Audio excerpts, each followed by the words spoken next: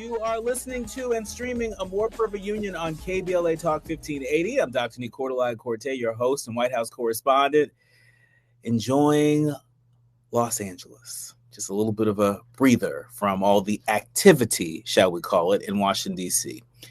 Whether I'm there or here, anywhere, I'm always in touch. And so you be in touch. Follow me on all the social media platforms at Dr. Nii-Quartelai. Just type in Dr. Nii-Q, D-R-N-I-I-Q, and there I am, fresh for you to follow. Also, be sure to download the KBLA app to listen to us live or on demand, or just tell Alexa to play KBLA Talk 1580. You know what you can do on the app? You can use the on the mic feature. You can use the on the mic feature. And you can just send me a video note. An audio note. Maybe it's something I said. Maybe it's something one of our guests said. We want to hear from you. And so use that feature. All you got to do is click on the KBLA app, click on open mic, record, and press send. That's it.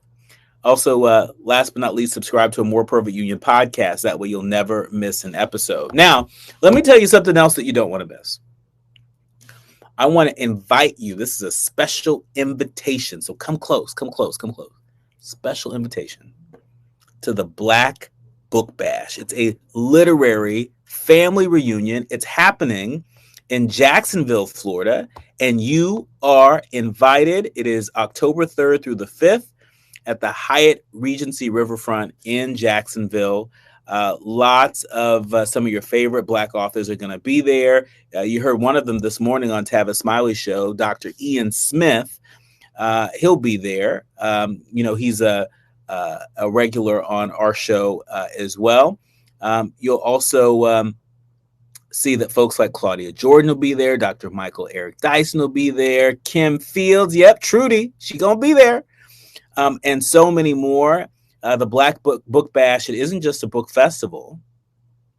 It's where Black storytelling, culture, and community link up like they've known each other forever. It's going to be quite the experience. If you've ever felt overlooked or underrepresented at the big name festivals, this is your place. I'm really looking forward to being there to talk about my best-selling book, Kamala, The Motherland and Me, which is still available. Go ahead and go to Mahogany Books and cop that.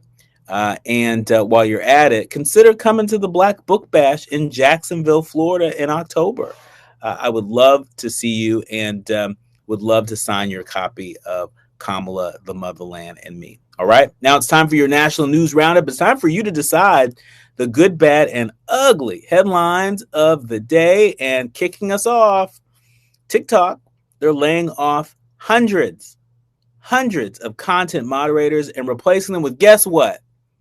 Artificial intelligence. TechSpot reports that it's a sad case of another day, another company laying off hundreds of people as their jobs become automated by AI. This time, the firm in question is TikTok, which is replacing human moderators in favor of artificial intelligence.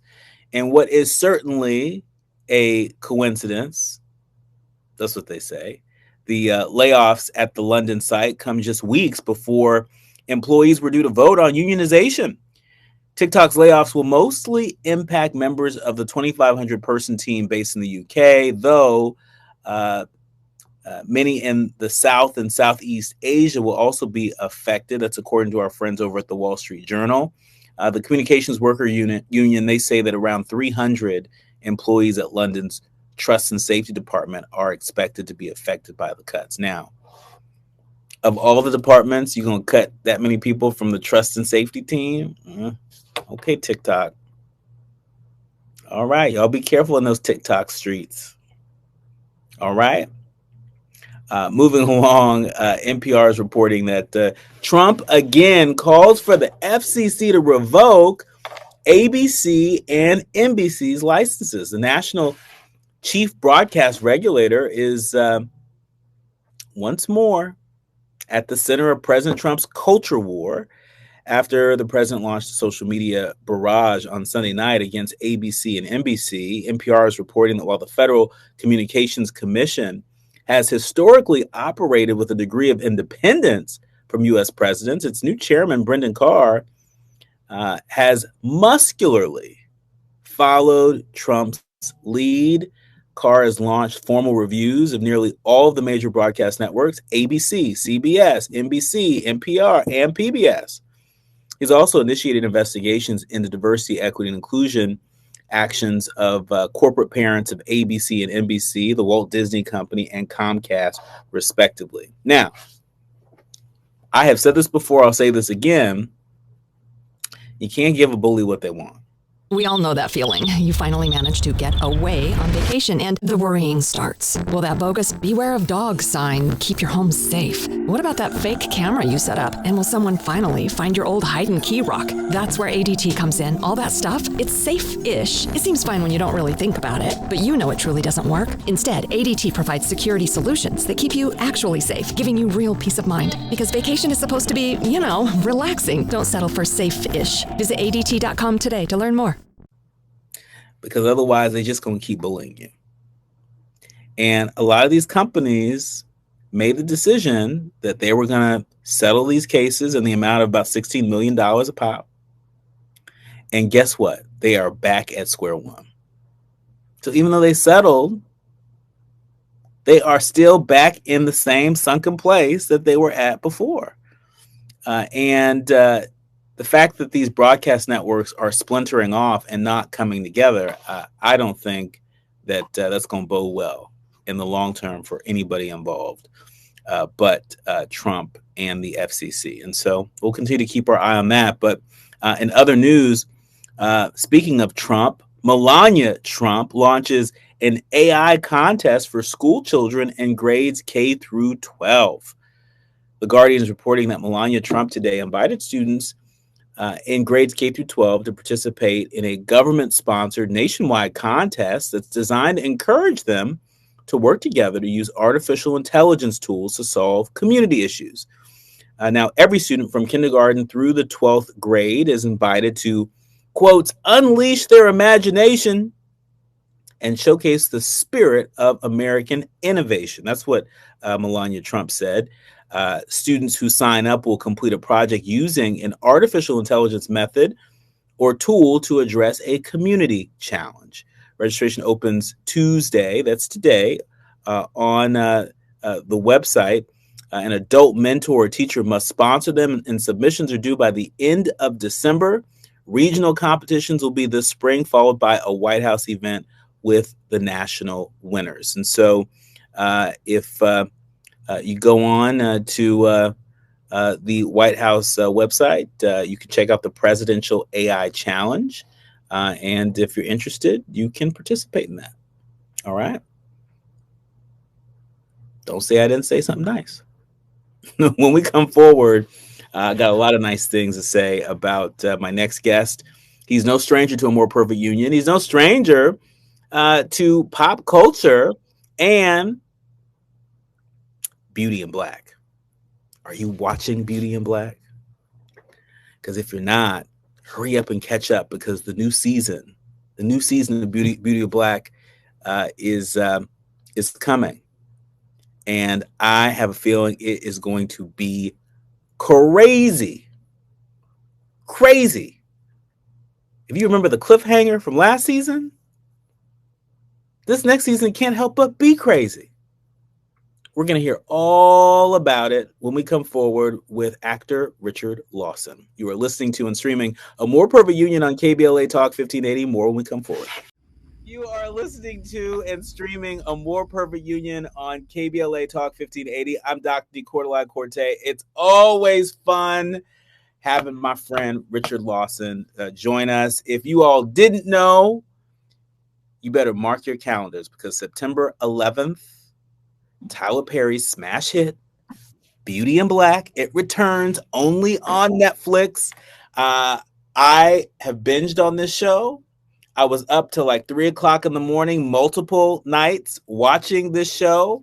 If the cliffhanger that you left us with at the end of the last season is any indication, it's about to be crazy. Crazy. Crazy. It's crazy. How you doing? How you doing, Richard? I'm good, man. I'm good. I'm good. I'm living it and loving Well, it. Yeah. well, well. We're going to get into Beauty in Black, but first things first. You've done so much over the course of your career, but one thing that I think folks may not know is that you served as a medic during the Vietnam War, earning a Purple Heart for wounds received in action. You know, we are a more perfect union. We talk about all the things that people are doing to build a more perfect union. I want to give you a chance to just sort of share your reflections on what you're seeing, particularly in our nation's capital, the deployment of members of our military, of members of the National Guard. As somebody who has served this country, what are your thoughts on how the military is being deployed in this moment? Well, this is something that I have seen coming, and when I had my foundation, um, Waco Theater, it's one of the things that I was really trying to be proactive and produce a film called Black Terror, which was meant to challenge Black people to think about revolution and think about what is revolution. Military revolution was really not an option because we're not set up for that. We're not organized for that. But the kind of revolution that was necessary then and more necessary now than ever was a political, social, financial revolution, in terms of, of coalescing our money and our ability, our power, so that we can control our own universe. And so, what is going down is something that I saw coming. I used to talk all the time about, do you hear the train whistle coming down the track? Because it's getting ready to run through Black neighborhoods like we've never seen before. So what is happening is that the clock is being turned back, and we're effectively going back to the 1800s in terms of, putting people in their place, controlling people, creating a really kind of, almost a Marxist community or country or culture, because it's like it's eviscerating democracy as we know it. It's a whole other thing, man. Yeah, yeah, yeah. It It's is. it's affecting everything across the board. When Vegas starts to send people home and starts to empty its workforce, this country's in trouble. Right. You're Meaning that discretionary income is drying up, so people don't have money to spend, and it's not just that's just an indicator. But I mean, man, my industry is tremendously affected. yeah. You can't get a seat in a restaurant. You go to a restaurant and you have to wait, and you say, but there's a whole section over there that's empty. Yeah, well, we don't have manpower. That's right. It's the next 2 years is going to be a revelation. A revelation, to say the least. I was just talking to a friend earlier today, and they were talking about how in New Jersey, energy prices are up like 30%. And it's not just New Jersey; there are other states in the country, and so I hear you loud and clear in terms of these next few years being a revelation. The question is, what are we going to do about it? But switching gears, let's talk about this show, Beauty in Black. It is the story of a family of upwardly mobile Black folks that are running a thriving business, so we think, but they don't like each other all that much, and so as much as you can, what can we look forward to in season 2 of Tyler Perry's Beauty in Black? you're gonna look forward to, uh, greed and avarice and jealousy and power struggle and backbiting and betrayal on a whole nother level. On a whole nother level. You know what this is? This is somehow or another, Dynasty and Game of Thrones got together and had a baby called Beauty and Black. And from that, you see all the worst of Dynasty and in Game of Thrones, nobody was safe. And this is what's true in this. I mean, please. My character, Norman, is the only man that's functioning out of love in the entire family. They killed his wife, and he had such love for his wife. Albeit she was a mail-order bride, he loved her from the bottom of his heart. And so his whole thing is acting out of a deep love for his wife. And his family was the one who did it. So this is you got to put Shakespeare and August Wilson together and throw in a little Aaron Spelling in that, and then you have the world of Beauty and Black. You really selling this thing. You really selling this thing. What?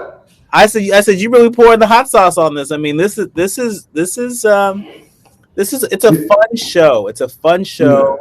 Part of what draws us in is, it's a story of,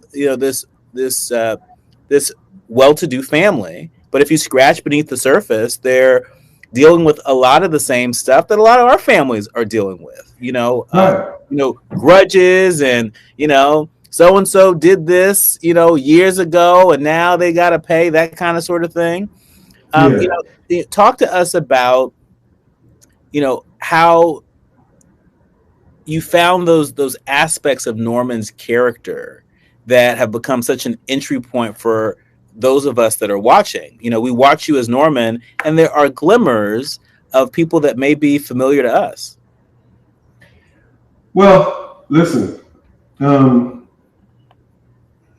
I've had the fortune, I guess, my career goes back to 1969.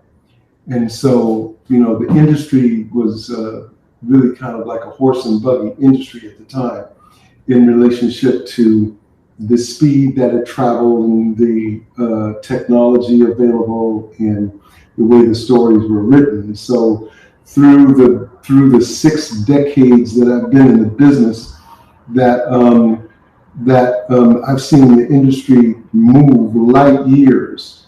And in that process, in that time, I've been around, some of the richest Black families in this country. I've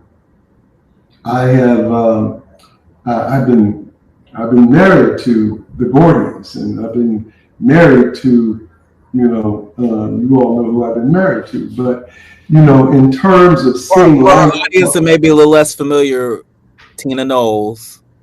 Beyonce's mom. Beyonce and the Carters and stuff. And so you see the world, and you see a lot of the world on a lot of levels. And not so much them as much as it is all of the dynamics that come with people who have that kind of possession and that kind of power, that what it attracts and what you have to protect against and what people's agendas are and what they want and what's happening, the subtext of what's going on, and the transactional relationships that ensue because of it. It's like, I saw it all, and I saw it from a very high perch. And so Norman was a natural character for me to play because because of just the world that I've been. I've been from the outhouse to the White House. And so literally, I grew up in the summertime. I grew up in Louisiana, And I mean literally in the outhouse, which I was scared as a little boy to sit on those seats in the outhouse because I didn't want to get bit by a big spider or a snake to bite me in my ass while I was doing my duty.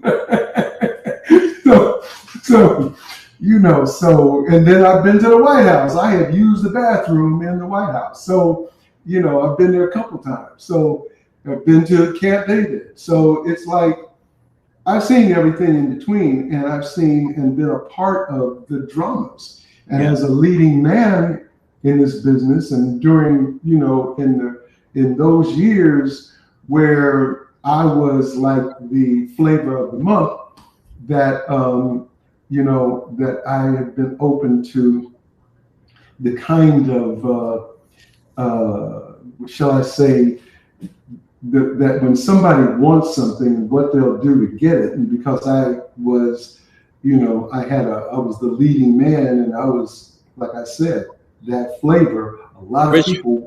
Richard, this is too good. You're giving us too much flavor. When we come forward, we want more flavor. We're talking to actor Richard Lawson of Tyler Perry's Beauty in Black season 2 on Netflix. Mark your calendars, September 11th. Run, don't walk to your remote control because don't miss it. Whatever you do, don't miss it. It's gonna be big. More with Richard Lawson when we come forward. You're listening to and streaming A More Perfect Union on KBLA Talk 1580. You are listening to and streaming A More Perfect Union on KBLA Talk 1580. I always enjoy being in conversation with my brother Richard Lawson. He is one of the stars of Tyler Perry's Beauty in Black, which is back on Thursday, September 11th, only on Netflix. Norman, the character that Richard plays, is back in action. And, we can't say much, but we can say you need to tune in. It's going to be a big season for Beauty in Black. Let me tell you something. You do not want to miss this. Really. Every page I turned, it was like, what? Oh no! Do you still have that experience often? I mean, you've been in the game for a long time. For folks who are less familiar, you have a career spanning over 50 years. 50 years. You've played in Dirty Harry, How Stella Got Her Groove Back, Grey's Anatomy, Sugar Hill, movies like Poltergeist, and. Do you still get that excited feeling when you're turning the pages of projects you're working on? I do, because I don't work on anything unless I love it. People say, what's your favorite show? What's your favorite character? They all are, because of the fact that I don't say yes unless it moves me, because of the fact that I do not want to look at something. The thing about what we do is that it's forever. So somebody's going to see you. Everybody that was in something in 1902, can still be seen. And so it's for perpetuity. And so therefore, I want to be able to look at something, or my children look at something, grandchildren, my mentees look at something, and they say, he played that part. And I did, because I love that part. I don't care how dark they are. Norman is diabolical. And so therefore, I'm playing a character that has a pathology. But I love playing this character because, like I say, he's driven by love. And he's a fool for love. And so therefore, and he's the only one in this clan that is. And so he's a fun character to play. Because when he walks in, everybody has a healthy amount of fear for him, because they know he will blow some shit up. He will, it's like and has.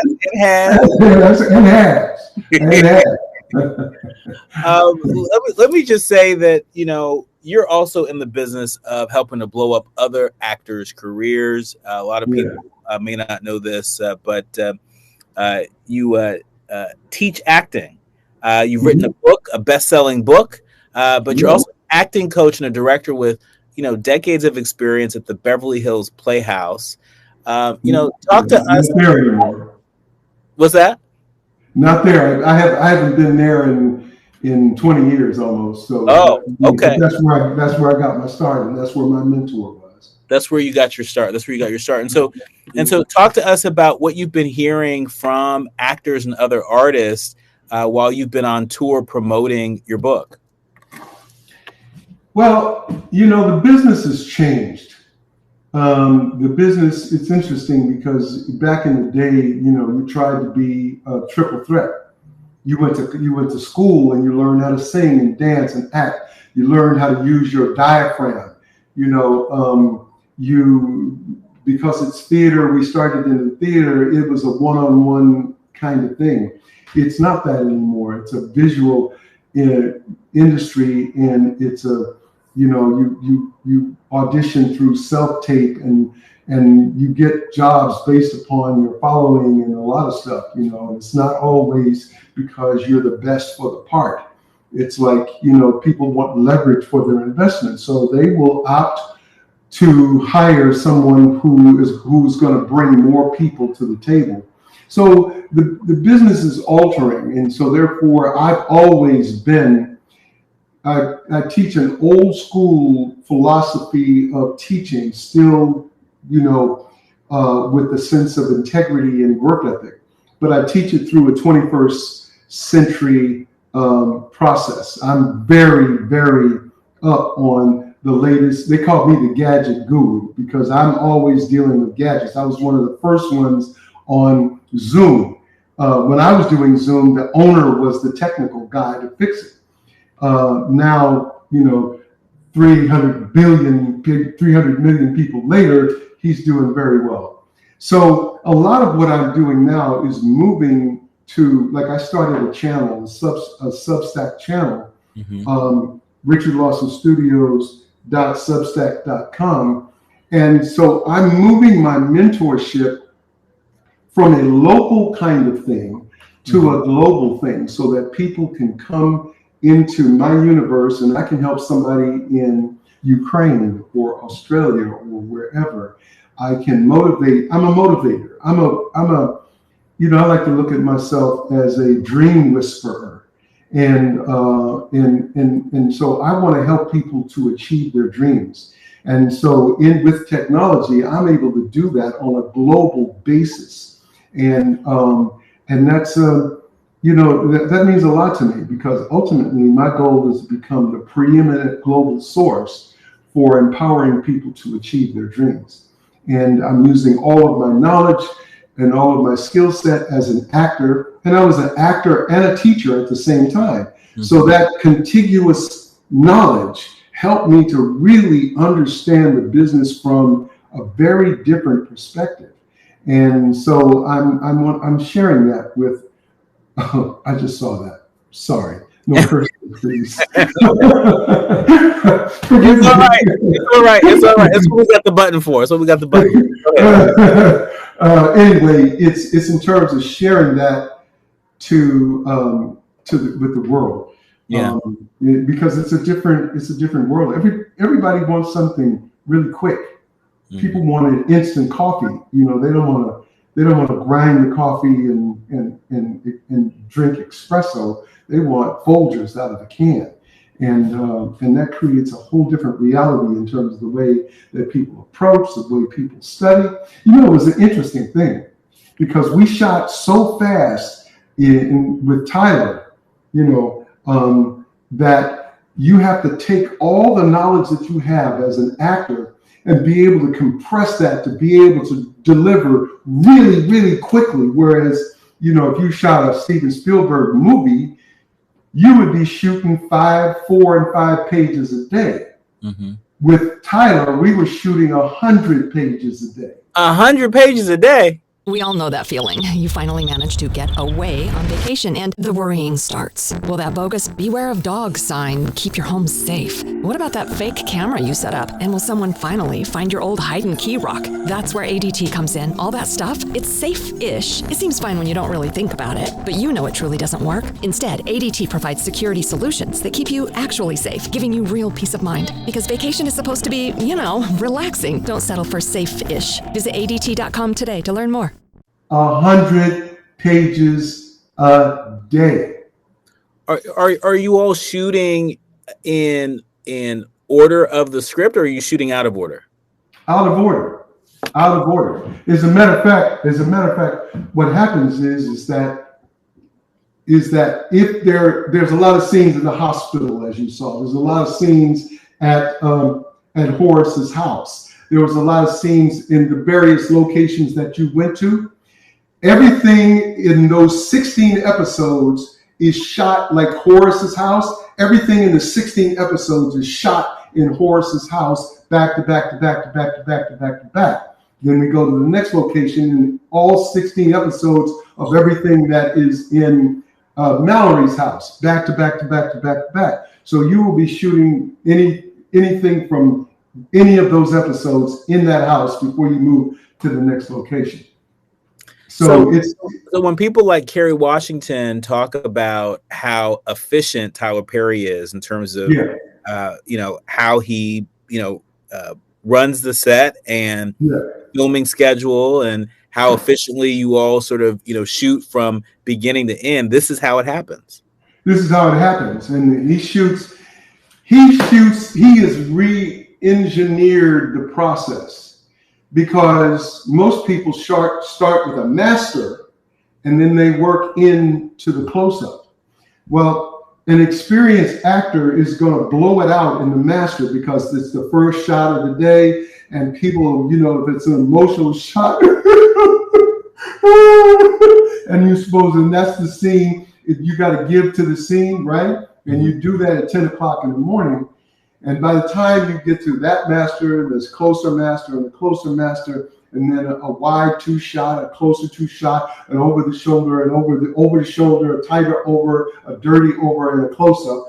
By the time you just finish with one half of the scene, you've done maybe 25 or 30 takes. Now you do the other side, 25 or 30 takes. By the time you get to your close up, you dry as a bone unless you have experience, right? Oh. Tyler starts with the close-up, and so you let it go right now, right there, and he captures it with 5 cameras. So he's got a camera on this actor, the two shot, the master, all of that tight master, and then he backs out to the wide shot, which he's only going to use the beginning and the end of the master shot, and the rest of it is going to be all in close-up. So he's re-engineered the process, and in knowing that, you go in prepared.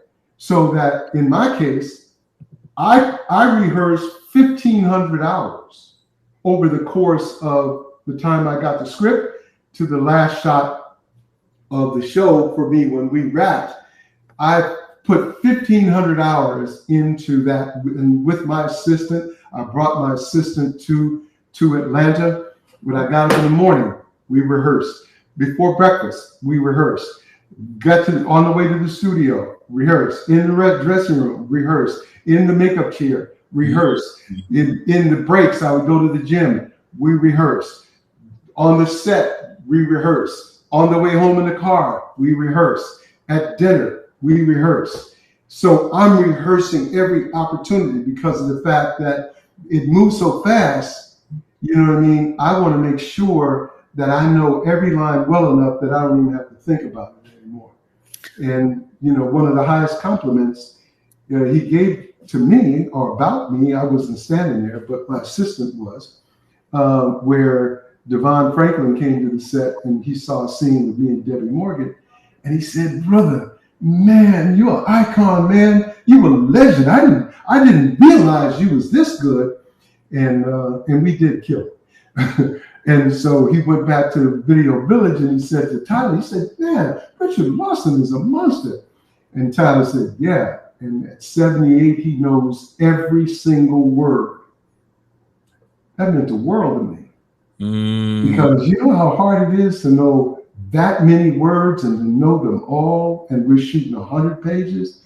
So, that's the kind of work ethic I'm talking about that is required. But it's not the same because younger people don't have the same parameters. They don't have the same mentors that, have instilled in them that kind of work ethic. Yeah. Yeah, Richard. In our remaining minutes, I want to ask you about Tyler Perry. I want you to ask us, Mhm. tell us something about Tyler that maybe doesn't translate uh, in the zeitgeist. Tell us something about the genius of Tyler Perry that we don't know. So Tyler is a savant.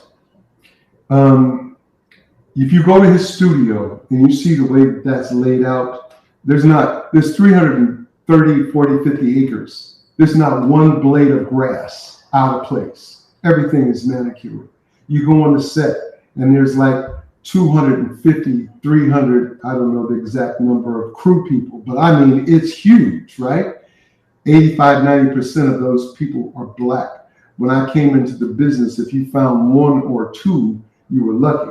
Now you find one or two or three, four white people, it's like the reverse, right? He's very generous. All the actors that work for him say they've been paid, nobody else paid him like that. And then he comes back and he'll give you a bonus if you did a good job. He's a very kind and generous man. He doesn't give a shit about what. Oh, sorry. He didn't. He doesn't. He doesn't care at all about what people think of him. So therefore, maybe I should be British because that,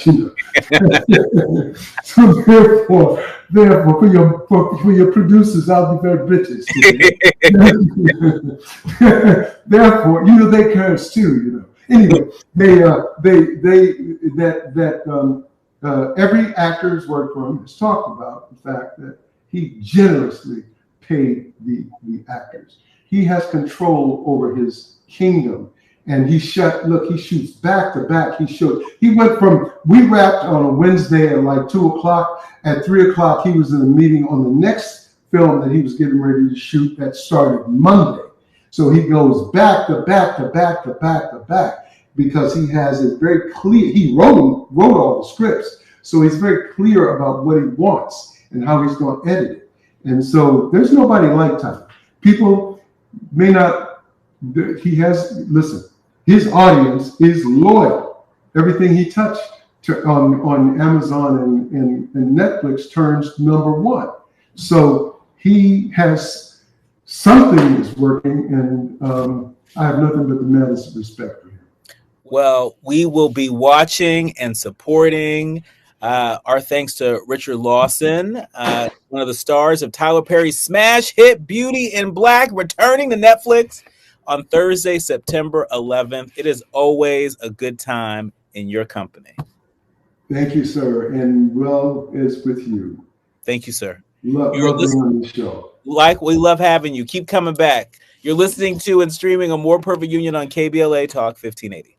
You're listening to and streaming A More Perfect Union on KBLA Talk 1580. Of course, our thanks to actor Richard Lawson for joining us here on A More Perfect Union. Again, be sure to go out and you don't even have to go out. Just log on to Netflix on September 11th and check out season 2 of Beauty in Black, Tyler Perry's Beauty in Black on Netflix.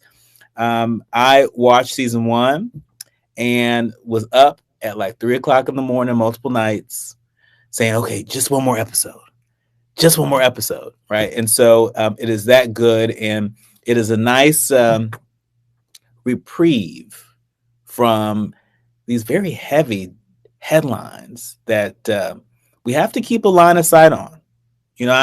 I know that a lot of people would much rather not hear about the craziness that's happening in Washington, D.C. and other parts of this country.